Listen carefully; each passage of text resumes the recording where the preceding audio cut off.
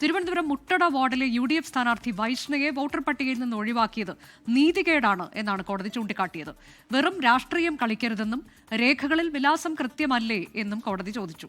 പരാതിക്കാരന് notice നൽകുമെന്ന് കോടതി മുന്നറിയിപ്പ് നൽകി. വിഷ്ണു സുരേഷ് വിവരങ്ങളുമായി. വിഷ്ണു, ഇതൊരു രാഷ്ട്രീയ കളിയാണ് എന്ന തരത്തിലേക്ക് ഹർജിക്കാരിയുടെ ഭാഗത്തുനിന്ന് ആരോപണം ഉണ്ടായിരുന്നു. അപ്പോൾ അത് ശരിയാണ് എന്ന് കോടതിക്ക് ബോധ്യപ്പെടുന്നു എന്നാണോ നമ്മൾ മനസ്സിലാക്കേണ്ടത്? കോടതി ഇന്ന് ചില ചോദ്യങ്ങൾ ചോദിച്ചിട്ടുണ്ടല്ലോ. കോടതി മനുഷ്യത്വപരമായ ഒരു ഇടപെടൽ അല്ലെങ്കിൽ കുറച്ചുകൂടി നീതിപരമായ ഇടപെടലിലേക്ക് ഈ ഹർജിയുമായി ബന്ധപ്പെട്ട് പോയി എന്നാണ് നമ്മൾ കോടതിയുടെ നിരീക്ഷണങ്ങൾ മനസ്സിലാക്കുമ്പോൾ പറയാനുള്ളത്. അതിലേറ്റവും പ്രധാനപ്പെട്ടത്, ഒരു 24 വയസ്സുകാരി തെരഞ്ഞെടുപ്പിൽ മത്സരിക്കാൻ എത്തുമ്പോൾ നിങ്ങൾ ഇങ്ങനെയാണോ ചെയ്യേണ്ടത് എന്ന് കോടതി ചോദിക്കുന്നു. വൈഷ്ണയോട് ചെയ്തത് നീതികേട്, ഇൻജസ്റ്റിസ് എന്ന വാക്കാണ് ജസ്റ്റിസ് PV കുഞ്ഞികൃഷ്ണൻ ഉപയോഗിച്ചത്. അത് ചെയ്യുന്നത് ശരിയല്ല. ഒപ്പം അവരുടെ ആധാർ കാർഡിലെ, പാൻ കാർഡിലെ, പാസ്പോർട്ടിലെ എല്ലാം വിലാസം ശരിയാണ്. ആ വിലാസങ്ങളെല്ലാം ഒന്നല്ലേ, പിന്നെ എന്തുകൊണ്ടാണ് ഇവിടെ മാത്രം ഒരു പ്രശ്നം എന്ന് ചോദിക്കുന്നു. അവർക്ക് മറ്റൊരിടത്തും വോട്ടുള്ളതായി കണ്ടെത്താൻ പരാതിക്കാരന് പറ്റിയിട്ടില്ല. പിന്നെ എന്തിനാണ് ഈ സാങ്കേതിക പ്രശ്നങ്ങൾ ചൂണ്ടിക്കാണിച്ച ആ കുട്ടിയുടെ സ്ഥാനാർത്ഥിത്വം റദ്ദ് ചെയ്യുന്നതെന്നാണ് കോടതി ചോദിച്ചത്. ഒരു കാരണവശാലും സാങ്കേതികത്വത്തിന്റെ പേര് പറഞ്ഞ് വൈഷ്ണയുടെ സ്ഥാനാർത്ഥിത്വം അത് നിരസിക്കരുത് എന്ന കർശനമായ നിർദ്ദേശം കോടതി പറയുകയാണ്. തെരഞ്ഞെടുപ്പ് കമ്മീഷൻ അതുമായി ബന്ധപ്പെട്ടുള്ള നിർദ്ദേശം നൽകിയിട്ടുണ്ട്. വൈഷ്ണയെ കൂടി കേൾക്കണം, അതിനുശേഷം മാത്രമേ ഒരു അന്തിമ തീരുമാനത്തിലേക്ക് പോകുകയുള്ളൂ. ഏതെങ്കിലും തരത്തിൽ ഈ സ്ഥാനാർത്ഥിത്വം റദ്ദ് ചെയ്യപ്പെട്ടു കഴിഞ്ഞാൽ അല്ലെങ്കിൽ വോട്ടർ ലിസ്റ്റിൽ നിന്ന് പുറത്താക്കി കഴിഞ്ഞാൽ അസാധാരണമായ നടപടി അല്ലെങ്കിൽ അസാധാരണമായ അധികാരം കോടതി പ്രയോഗിക്കുമെന്നൊരു മുന്നറിയിപ്പ് കൂടി കോടതി മുന്നോട്ട് വെക്കുന്നുണ്ട്. കേവലം രാഷ്ട്രീയം കളിക്കാനുള്ള ഒരു സാഹചര്യം നിലവിലില്ല എന്നാണ് കോടതി പറയുന്നത്. ഇതിനി 19-ാം തീയതിക്കുള്ളിൽ തന്നെ ഇതിൽ തീരുമാനമെടുക്കേണ്ടതുണ്ട്. കാരണം 21-ാം തീയതിയാണ് നാമനിർദ്ദേശ പത്രിക സമർപ്പിക്കേണ്ട അവസാന ദിവസം. അതുകൊണ്ട് അതിനു മുൻപ് തീരുമാനമെടുക്കാൻ കോടതി നിർദ്ദേശിച്ചിരിക്കുന്നു. അഡ്വക്കേറ്റ് ജോർജ് പൂന്തോട്ടമാണ് വൈഷ്ണയ്ക്ക് വേണ്ടി ഹാജരായത്. വളരെ കൃത്യമായുള്ള കാര്യങ്ങളൊക്കെ തന്നെ വൈഷ്ണ തന്റെ ഭാഗങ്ങൾ കോടതിയെ അറിയിച്ചിരുന്നു. ഇതൊരു പൊളിറ്റിക്കൽ മൂവ് ആണെന്ന് വൈഷ്ണ ഹർജിയിൽ വ്യക്തമാക്കിയിരുന്നു. കോടതിയും ഏറെക്കുറെ അത് സ്ഥിരീകരിക്കുന്ന അല്ലെങ്കിൽ അത്തരം നിലപാടിലേക്ക് തന്നെ പോകുന്നു. അങ്ങനെയാണ് വൈഷ്ണയ്ക്ക് അനുകൂലമായ പരാമർശങ്ങൾ കോടതിയുടെ ഭാഗത്തു നിന്ന് ഉണ്ടാകുക. ഇനിയിപ്പോൾ ഏറ്റവും അവസാനം ഇതുമായി ബന്ധപ്പെട്ടുള്ള തീരുമാനം എടുക്കേണ്ടത് തെരഞ്ഞെടുപ്പ് കമ്മീഷനാണ്. കോടതിയുടെ പരാമർശങ്ങൾ ഉള്ള പശ്ചാത്തലത്തിൽ തെരഞ്ഞെടുപ്പ് കമ്മീഷൻ അനുകൂല നിലപാട് സ്വീകരിക്കുമെന്നാണ് പ്രതീക്ഷിക്കുന്നത്. അങ്ങനെയെങ്കിൽ വൈഷ്ണയ്ക്ക് ഇത്തവണ മുട്ട വാർഡിൽ നിന്ന് തന്നെ മത്സരിക്കാനുള്ള സാധ്യതകൾ തെളിഞ്ഞു വരും. ഇതിലിപ്പോൾ നേരത്തെ തന്നെ വൈഷ്ണ വ്യക്തമാക്കിയിട്ടുണ്ടായിരുന്നത്, ഇതിൽ ഒരേ വീട്ടു നമ്പറിൽ തന്നെ ഒട്ടേറെ പേരുകളുണ്ട്. അത് തൻ്റെ ഭാഗത്തു നിന്നുള്ള പിഴവല്ല, അത് നഗരസഭയ്ക്കൊക്കെ സംഭവിക്കുന്ന പിഴവാണ് എന്ന് പറഞ്ഞിരുന്നു. അപ്പോൾ ആ തരത്തിലേക്ക് തന്നെ ഇത് എത്തിച്ചേരാനുള്ള സാധ്യതയാണോ ഉള്ളത്? കൂടുതൽ പരിശോധനകളിലൊക്കെ അങ്ങനെ ബോധ്യപ്പെടുമെന്ന് തന്നെയാണോ നമ്മൾ മനസ്സിലാക്കേണ്ടത്?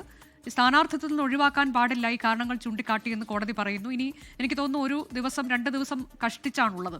അതിനിടയിൽ ഈ കാര്യങ്ങളിലൊക്കെ തീരുമാനമാകേണ്ടതുമുണ്ട്.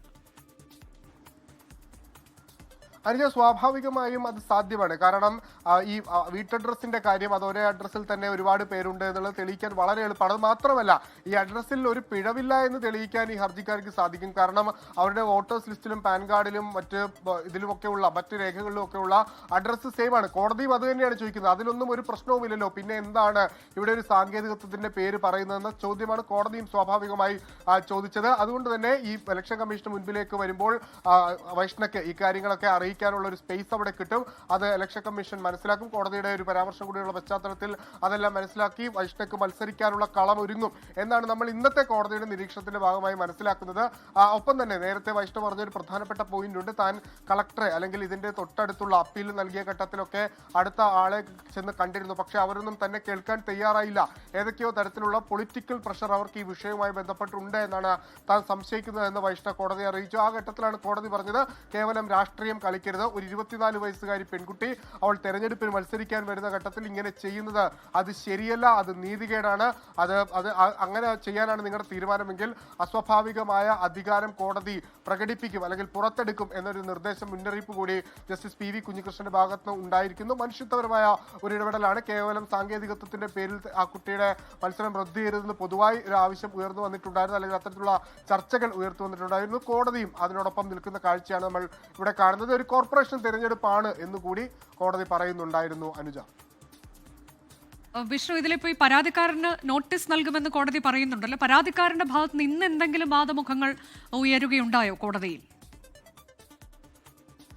അനുജ, ഈ വൈഷ്ണവ് തന്നെ പറഞ്ഞൊരു പ്രധാനപ്പെട്ട കാര്യമുണ്ട്. ഈ പരാതി ഉയർത്തിയ ആൾ ഇതുമായി ബന്ധപ്പെട്ട് നേരത്തെ ഒരു അദാലത്ത് വന്ന ഘട്ടത്തിൽ പരാതി റെക്ടിഫൈ ചെയ്യാൻ അല്ലെങ്കിൽ പരാതിക്കാരിയെ കേൾക്കാൻ വേണ്ടി വിളിച്ച ഘട്ടത്തിൽ ഈ പരാതിക്കാരൻ ഹാജരായില്ല. അതായത് വൈഷ്ണവ് മാത്രമാണ് അന്ന് ഈ തെരഞ്ഞെടുപ്പ് ഓഫീസറുടെ മുന്നിൽ ഹാജരായത്. ഈ പരാതിക്കാരൻ ഹാജരായില്ല.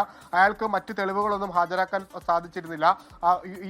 പിന്നെ വൈഷ്ണവ് പൂർണ്ണമായും പറഞ്ഞെങ്കിലും അവരെ കേൾക്കാതെയാണ് ഇത്തരത്തിൽ അവരെ വോട്ടർ ലിസ്റ്റിൽ നിന്ന് മാറ്റിയത്. ഇന്ന് അദ്ദേഹത്തെ കക്ഷി ചേർക്കാനുള്ള നടപടിയിലേക്ക് കോടതി തന്നെയാണ് പോയത്. കോടതി പറഞ്ഞാൽ ഞാൻ സുമോട്ടോ പ്രകാരം അയാളെ കൂടി കക്ഷി ചേർത്ത് നോട്ടീസ് നൽകാൻ പോകുന്നു, എന്തുകൊണ്ടാണ് ഇത്തരത്തിലൊരു പരാതി ഉന്നയിച്ചത് എന്നറിയാൻ വേണ്ടിയിട്ട് എന്ന് കോടതി തന്നെ നേരിട്ട് പറയുകയാണ്. നിലവിൽ ഇപ്പോൾ കേസുള്ളത് വൈഷ്ണവും സ്റ്റേറ്റ് ഓഫ് കേരളയും തമ്മിലാണ്. അതിനിപ്പോൾ ഇദ്ദേഹത്തെ കൂടി കക്ഷി ചേർക്കുന്ന പശ്ചാത്തലത്തിൽ ഇദ്ദേഹത്തിന്റെ വർഷം കൂടി കേൾക്കും. ഒരുപക്ഷെ അത്തരത്തിലേക്കൊന്നും പോകേണ്ട സാഹചര്യം ഉണ്ടാകാനുള്ള ഇട വളരെ കുറവാണ്. കാരണം 19-ാം തീയതി തന്നെ 19-ാം തീയതിക്ക് മുൻപ് തന്നെ ഈ വിഷയം പരിഗണിക്കണമെന്ന് തെരഞ്ഞെടുപ്പ് കമ്മീഷന് നിർദ്ദേശം നൽകിയിട്ടുണ്ട്. വൈഷ്ണവ് നേരത്തെ പറഞ്ഞ കാര്യങ്ങളൊക്കെ തെരഞ്ഞെടുപ്പ് കമ്മീഷന് മുൻപിൽ കുറച്ചുകൂടി ക്ലാരിറ്റിയോടുകൂടി അവതരിപ്പിക്കാനാകും, അവരുടെ രേഖകളൊക്കെ ഹാജരാക്കാനാകും. കോടതി പരാമർശം കൂടി നിലനിൽക്കുന്ന പശ്ചാത്തലത്തിൽ ഒരുപക്ഷെ ഒരു അനുകൂല തീരുമാനത്തിലേക്ക് തെരഞ്ഞെടുപ്പ് കമ്മീഷൻ പോകാനുള്ള സാധ്യതയാണുള്ളത്. അങ്ങനെയെങ്കിൽ മുട്ടട വാർഡിൽ വീണ്ടും അല്ലെങ്കിൽ മുട്ടട വാർഡിൽ പ്രചരണം വൈഷ്ണവ്ക്ക് തുടരാം, അവിടെ മത്സരിക്കാം, കോൺഗ്രസ് സ്ഥാനാർത്ഥിയായിട്ട് തന്നെ മത്സരിക്കാമെന്നാണ് പറയുന്നത്. കേവലം സാങ്കേതികത്വം മാത്രമാണിത്. അതായത് അവരുടെ മറ്റ് രേഖകളിലൊക്കെ അഡ്രസ് ഉണ്ട്, അതെല്ലാം വളരെ കൃത്യമാണ് എന്ന് തെരഞ്ഞെടുപ്പ് കമ്മീഷൻ തന്നെ പറയുന്നു. എന്നാൽ ഇവിടെ ചില സാങ്കേതിക പ്രശ്നങ്ങൾ വന്നു, അങ്ങനെയാണ് വോട്ടർ ലിസ്റ്റിൽ നിന്ന് പുറത്തുപോയത്. അത് അനുവദിക്കാനാകില്ല എന്ന നിലപാടാണ് കോടതി സ്വീകരിച്ചിരിക്കുന്നത്. അതാണ് മുട്ടട വാർഡിലെ UDF സ്ഥാനാർത്ഥി വൈഷ്ണവെ വോട്ടർ പട്ടികയിൽ നിന്ന് ഒഴിവാക്കിയത് നീതികേട് എന്നാണ് കോടതി ഇന്ന് വിശേഷിപ്പിച്ചത്. രാഷ്ട്രീയം കളിക്കരുത് എന്ന് പറയുന്ന ഒരു പെൺകുട്ടി മത്സരിക്കാൻ വരുമ്പോൾ ഇങ്ങനെയൊക്കെയാണോ ചെയ്യേണ്ടത്? കോർപ്പറേഷൻ തെരഞ്ഞെടുപ്പല്ലേ തുടങ്ങിയ ചില ചോദ്യങ്ങൾ ജസ്റ്റിസ് PV കുഞ്ഞികൃഷ്ണനാണ് ചോദ്യങ്ങൾ ഉന്നയിച്ചിട്ടുള്ളത്. പരാതിക്കാരന് നോട്ടീസ് നൽകും, മറ്റു വിലാസങ്ങൾ രേഖകളിൽ ഉള്ളതെല്ലാം കൃത്യമല്ലേ, പിന്നെ ഇവിടെ എന്തുകൊണ്ടാണ് ഇത്തരം സാങ്കേതികമായ കാരണങ്ങൾ പറഞ്ഞുകൊണ്ട് സ്ഥാനാർത്ഥിത്വം നിഷേധിക്കുന്നത്? അത് അനുവദിക്കില്ല എന്ന് പറഞ്ഞിരിക്കുകയാണ്. ആ പെൺകുട്ടിയെ കൂടി കേട്ടതിന് ശേഷം തെരഞ്ഞെടുപ്പ് കമ്മീഷൻ തീരുമാനം കൈക്കൊള്ളണമെന്ന് പറയുന്നു. 19-ാം തീയതി ഈ വിഷയത്തിൽ കൃത്യമായി തന്നെ കോടതിയുടെ ഭാഗത്തുനിന്ന് ഒരു തീരുമാനം ഉണ്ടാകും. ലോകത്തെവിടെയായാലും ഏത് സമയത്തും 24 വാർത്തകളും ഓഗ്മെന്റഡ് റിയാലിറ്റി പാക്കേജുകളും എക്സ്പ്ലെയിനറുകളും വിശദമായി കാണാൻ ഞങ്ങളുടെ യൂട്യൂബ് ചാനൽ നിങ്ങൾക്ക് സബ്സ്ക്രൈബ് ചെയ്യാം.